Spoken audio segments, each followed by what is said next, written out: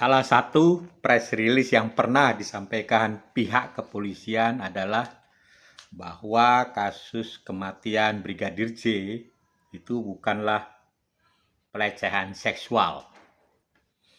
Nah, demikian juga ya seperti apa yang pernah disampaikan Kapolri saat rapat dengar pendapat dengan DPR, bahwa kasus kematian Brigadir J adalah kesusilaan.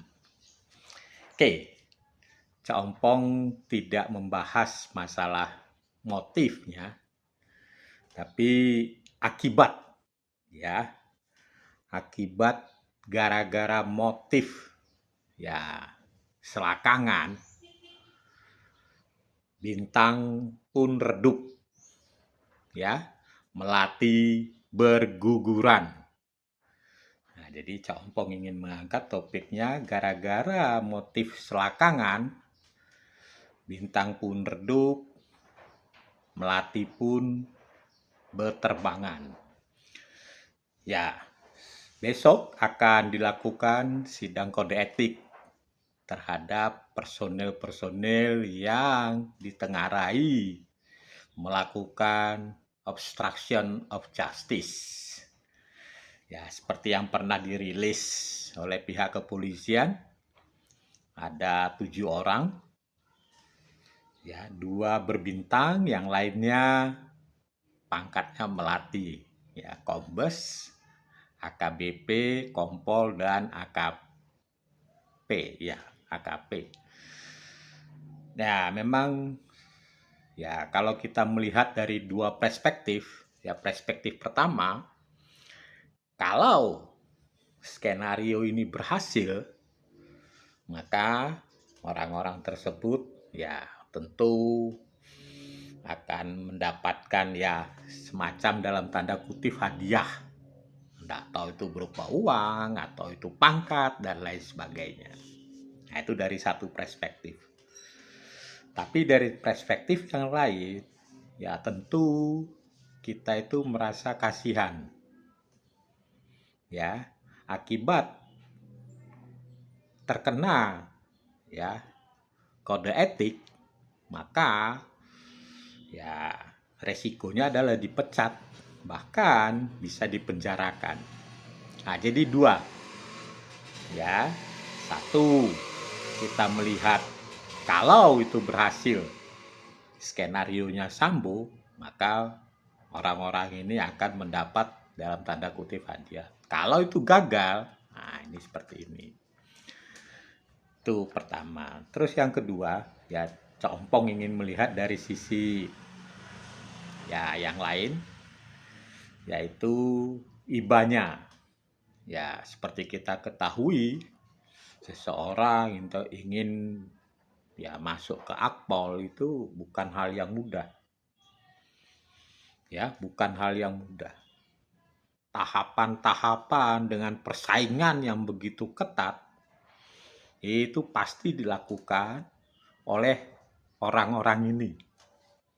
Ya, contoh seperti Irfan Widianto, Cuk Puntranto, ya, Baikuni Wibowo. Nah, ini seleting-leting anak saya, ya. Jadi saya bisa merasakan bagaimana ya kalau saya membayangkan orang tuanya, bagaimana perasaan orang tuanya. Ya, saya dulu pernah ya menghantar anak untuk ikut tes, bukan hanya mengikuti tesnya saja, tapi kita ikut berdebar. Ya, walaupun anak saya bukan di Akpol tapi di institusi TNI. Tapi merasakan bagaimana perjuangan ya Irfan Widianto ya bisa sampai masuk ke Akpol. Ya, ada berapa tahapan yang harus dia ikuti. Dan itu semua penuh dengan rintangan dan perjuangan. Jadi bukan hal yang mudah. Nah, itu kalau kita melihat dari sisi ya rasa iba kita. Tapi kalau kita melihat dari sisi hukumnya, ya Cak Ompong sangat salut dengan tindakan Kapolri. Jadi memang orang-orang yang tidak melakukan tupoksinya, apalagi itu sampai melanggar kode etik, ya memang resikonya harus dipecat. Ya, jadi disinilah kalau kita melihat dari dua perspektif, ya akibat, ya gara-gara motif pembunuhan ini seputar selakangan, ya Putri Chandrawati dan Ferdi Sambo mengorbankan adik-adiknya, bahkan keluarganya mereka. Ya, nah ini gara-gara kebodohannya Ferdi Sambo yang mampu dipengaruhi oleh Kuat Ma'ruf, ya kan?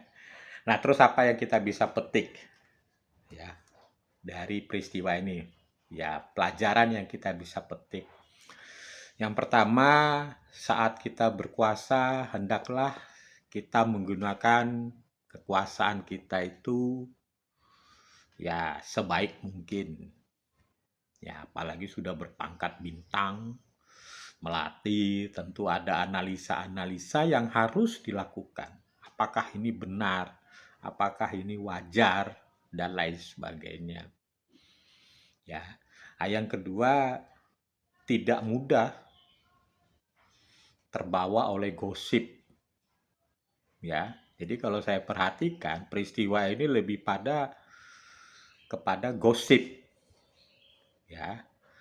Kenapa? Karena saat ini ya semua saling menuduh. Yang satu menuduh yang satu lagi menuduh yang satu. Jadi memang gosip. Ya. Dan sangat tidak elit sekali. Ya. Kalau kasus belakangan ini mempengaruhi atau bahkan merontokkan bintang dan kombes, waduh, memalukan. Ya. Nah, yang ketiga ya tetap ya walaupun kita berkuasa tetap rendah hati. Ya, jangan arogan. Ya, kalau saya melihat seorang Sambo memang sangat arogan. Ya. Oke, jadi demikian nasihat dari Cak Ompong yang sudah tua ini.